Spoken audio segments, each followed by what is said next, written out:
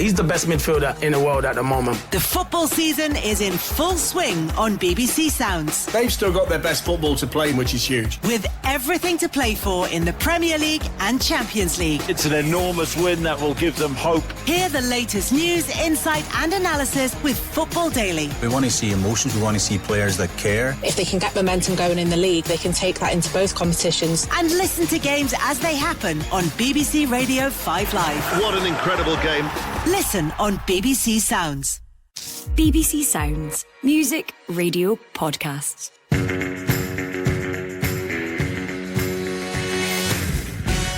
Hello, I'm Phil Goodlad and this is the Scottish Football Podcast, bringing you all the news, insight and analysis about our national game. It's Tuesday, the 5th of March, and coming up today, as we continue to look ahead to the Euros, we get the lowdown on the Scottish stars lighting up Serie A. I love it, honestly. It's such a good life. I'm really happy there and I just want to keep improving and keep getting better. Another Scot to play in Italy was Graham Souness. Not for the first time, he's not taking any prisoners. The referees are just not very good. And VAR compounds the problem. It's just showing them up in a bad light. It just shows them they don't know too much. However, after a barrage of criticism, the men in the middle have hit back. But who would be a referee in the current climate? And it's Mark Stowe who has rattled our Broughton front. It's an incredible story here at Gayfield. Incredible stories are what the Championship is all about. Will we get more tonight? This is the Scottish Football Podcast from BBC Sport Scotland. As ever, lots to get through this morning. I'm joined by Scott McDermott, the Sunday Mail football writer, and Alasdair Mackenzie, joining us from a sun-kissed eternal city in Rome. Gentlemen, morning to you both. Morning. Morning, Phil. Alasdair, I don't actually know if Rome is sun-kissed or not, but I'm assuming it is, given that it's very cold here in Glasgow. Yeah, I'm looking out the window to blue skies, I'm sorry to say, so it's been quite nice. That's enough of that chat, Scott. I think you and I will continue to revel in our coldness, shall we? Yes, definitely. As ever, lots to get through this morning. Before all that, let's batter through the latest Scottish football headlines. After a weekend of controversial decisions, the Scottish Senior Referees Association have released a statement highlighting their concerns about criticism, they say, has become much more frequent, disproportionate and personalised. Dundee are looking to extend the contract of playmaker Luke McCowan following a series of impressive displays this season. It's another crucial night in the Scottish Championship. Airdrie travelling to Dunfermline. Morton host table toppers Dundee United. There are also games in Leagues 1 and 2. And the Scottish women's national side will find out later who they've got in Euro 2025 qualifying. The draw is made at midday.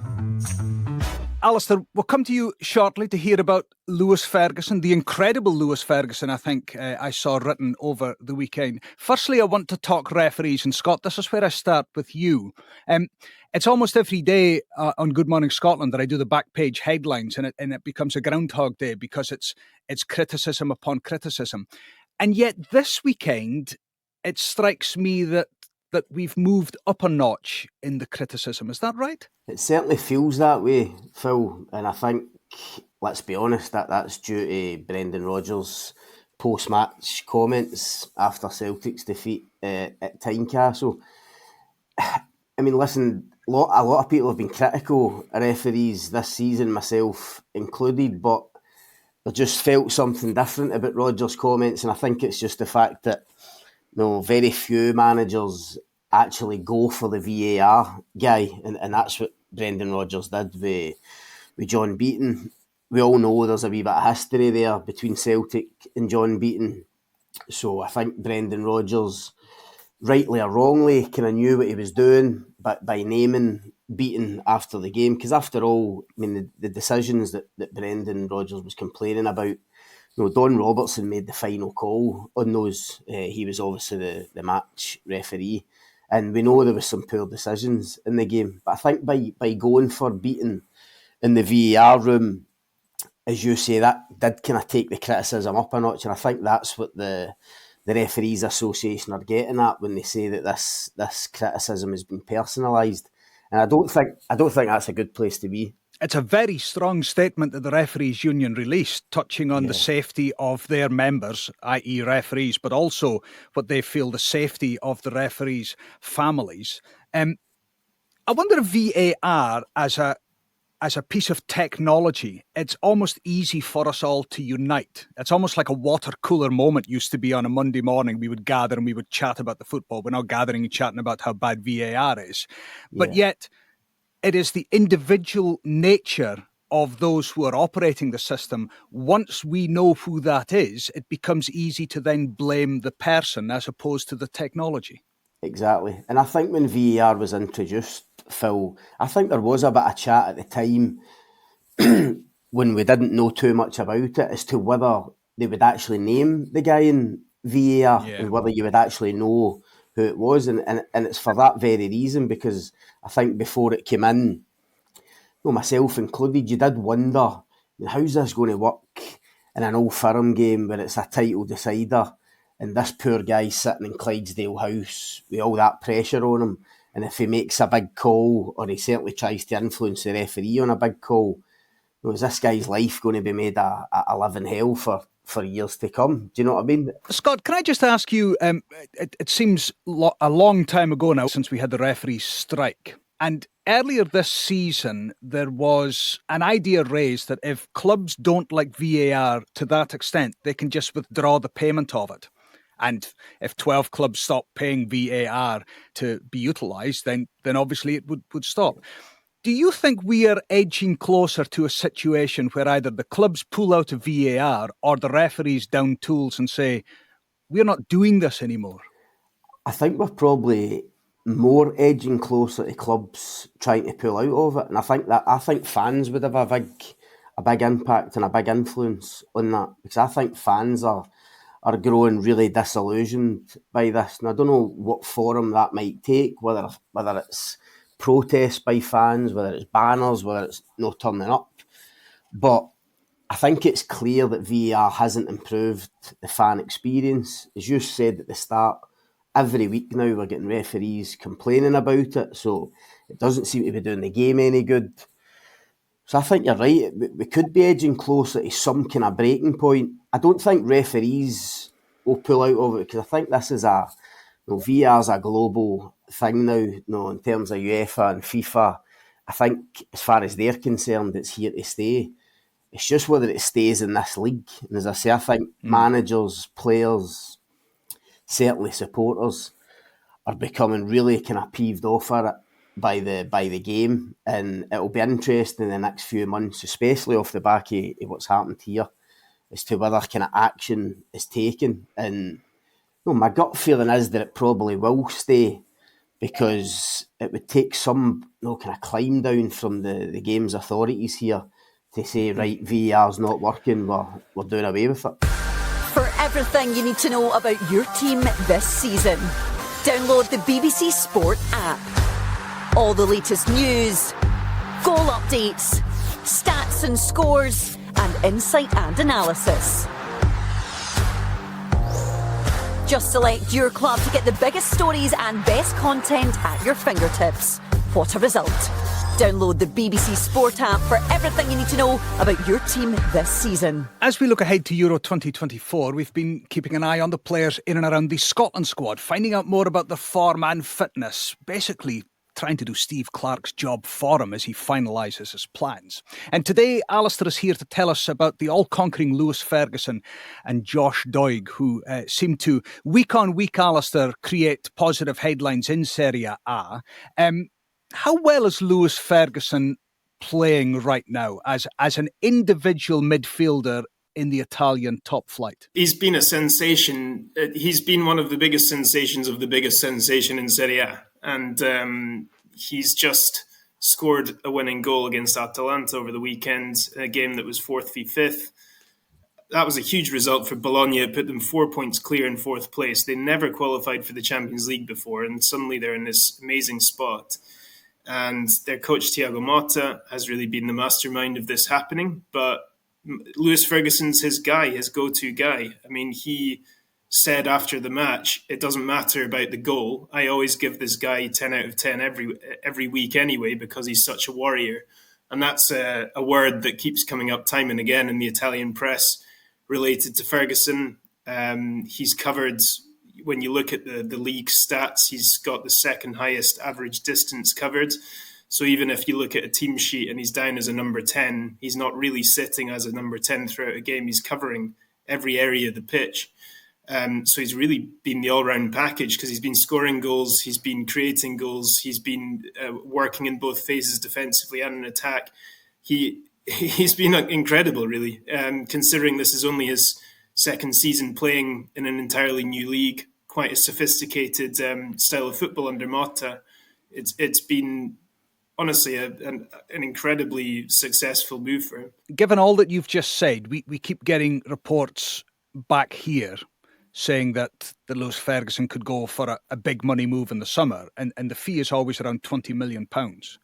Let's feed into our Scottish insecurities and our chip on the shoulder here. If he was Brazilian and lighting up Serie A the way that you say Lewis Ferguson is, would he not be going for £40-50 million being linked with different clubs? 20 million seems a very small fee for a midfielder that's almost single-handedly dragged the club into Champions League contention. Well, I wouldn't say he's done it single-handedly, but he has certainly been a standout player for them. I think as well, if I remember correctly, they only signed him for about $2.5 million or something. So you're talking about a markup of about 10 times within 2 years. So even though the fee itself doesn't sound like a huge amount, the profit that Bologna would make from that would be pretty significant.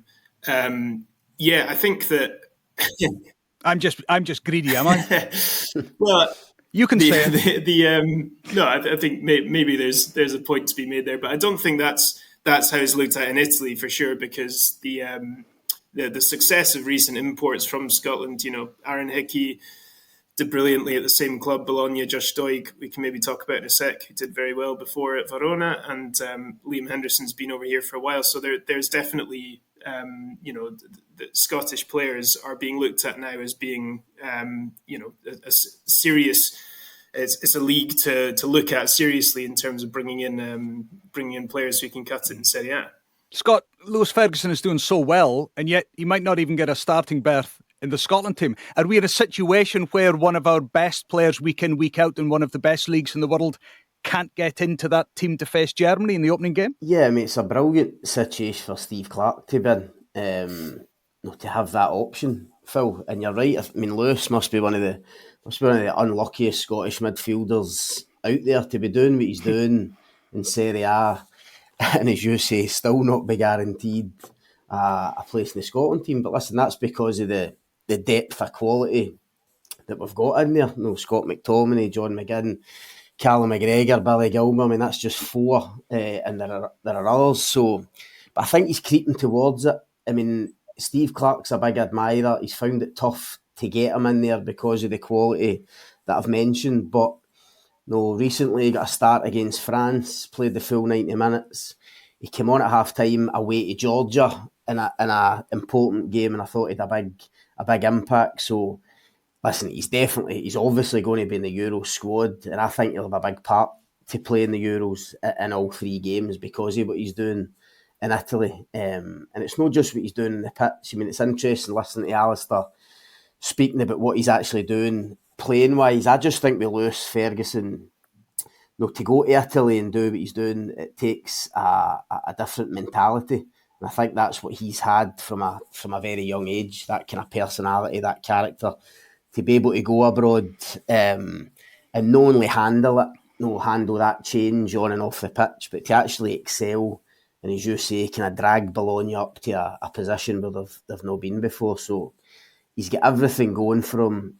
There's going to be a big move around the corner, and whether he'll start at the Euros is still doubtful, but I don't think there's any doubt that he'll have a big impact in Germany. Let's be honest, guys, it's pretty sad of us to be jealous of a young man in his 20s with the footballing world at his feet. But there we are. Alasdair, just quickly, we're focused on Lewis Ferguson. Of course, Josh Doig, as you mentioned, another of the Scots in Italian football. Do you think that he is also in contention for a place this summer? He's had quite a difficult year, to be honest. He started brilliantly last season at Verona, and then kind of midway through the season lost his place, wasn't playing so much. This season so far, he he was playing, but for Verona, a team that was really struggling. In January, that team basically revolutionised their whole squad, sold a whole load of players, brought in an almost entirely new team, and he went off to Sassuolo. It seemed like a really good move at the time because Sassuolo are one of these clubs that have a very clear identity. They like to play young players. They like to play attacking football, always 4-3-3, always looking to play in the right way.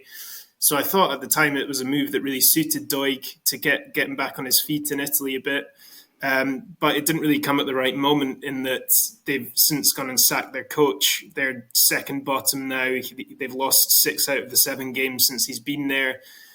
He took a bit of a hammering by the Italian press after they lost 6-1 to Napoli after a pretty hard day defensively. So it's been difficult for him. I did see he did an interview recently where he said he's never been happier than where he is right now. So I think he's happy with the move and where he is. But on the pitch so far, it's been difficult, and hopefully he can finish the season strongly and Sassuolo can turn things around under their new coach and stay up.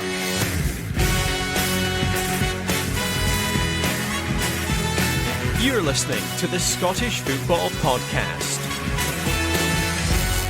Finally, from the glamorous world of Serie A to the real-life world of the Scottish Championship. 2 matches tonight. Dunfermline host Airdrie. Dundee United travel to Morton. Scott McDermott, that's a big game for Dundee United. A point clear. They can stretch that lead and almost put down a marker for the run-in that they're the team to beat. They can, but I mean, Dundee United have been a strange one, I think, this season, Phil, because they're sitting top of that league, looking good for promotion. Yeah, it feels like to me anyway, it feels like a disappointing campaign because with that squad, everyone expected them to go and run away with that league and win it by several points, and it doesn't look like that's going to happen. I mean, they lost to Airdrie 2-0 their last home game. So you're right, there's a bit of pressure on. They do need to go and kind of make a statement in terms of getting to the business end of the season to go and get the job done. It seems like they're almost going to stutter to this championship title. So I think you're right. It's a big game, as I say. Given I think the last 2 games they got a draw at Firhill at the weekend. Before that, they lost to Airdrie. So if they're going to put a marker down, this is the time to do it as they get to the critical point of the campaign. And just a word on Dunfermline and Airdrie. I mean, that in itself is a big match, given that there's promotion places up for grabs for the playoffs. And with 10 games to go, when I speak about statements, you really are looking for a club to not just win a big match as a one-off, but to actually go on one of those wee runs. One of those runs that can actually get you into the thick of things come the squeaky bum time. Yeah, that's what it needs. And this championship, this league, is so unpredictable. I mean, James McPake at Dunfermline started the season brilliantly after coming up. They then had a horrendous run, largely due to injuries. And a couple of weeks ago, you're thinking they're going to get dragged into a relegation battle. Then they go to Firhill and get an unexpected win. And suddenly they're looking in the mix for the playoffs again. That's the type of crazy league this is. And he's got a few players back at Dunfermline. He'll be looking to win that home game. Airdrie have been terrific all season. Given the budget they've got, Rhys McCabe's done an incredible job to keep them in the mix. So a really interesting game. But you're right, both will be desperate to win, desperate to go on a run. As I say, the most important point of the season, and try and get into those playoff places. Scott, I would normally ask for your prediction for tonight's championship games, but I know, with being a friend of Alasdair now on Good Morning Scotland for some time, that nothing he likes better pouring over his espresso in the morning, reading the Gazzetta dello Sport, is to look at the Scottish Championship. So, Alasdair, a word on you. Dunfermline against Airdrie. Who wins tonight? Airdrie, go on, 2-0. And Dundee United, Morton. 2-1 United. You heard it here first. He's a brave man. Alasdair Mackenzie in Rome. Scott, by the way, Scott, where are we speaking to you from? The glamorous surroundings of Cambuslang in Glasgow. Right. Alasdair Mackenzie of Rome, Scott McDermott, the eternal Cambuslang. Thank you very much for joining us on the Scottish Football Daily Podcast. Listen, we publish new episodes every weekday morning You can get your daily dose of Scottish football bright and early. And if you haven't done so already, well, just follow and subscribe wherever you get your podcasts. Thanks for listening. Just a quick reminder, the Behind the Goals podcast is available every Tuesday with me, Rachel Corsey, and me, Leanne Crichton. It's your one-stop shop for our take on everything that's happening in the world of football. Just head to BBC Sounds or wherever you get your podcasts and search for Behind the Goals.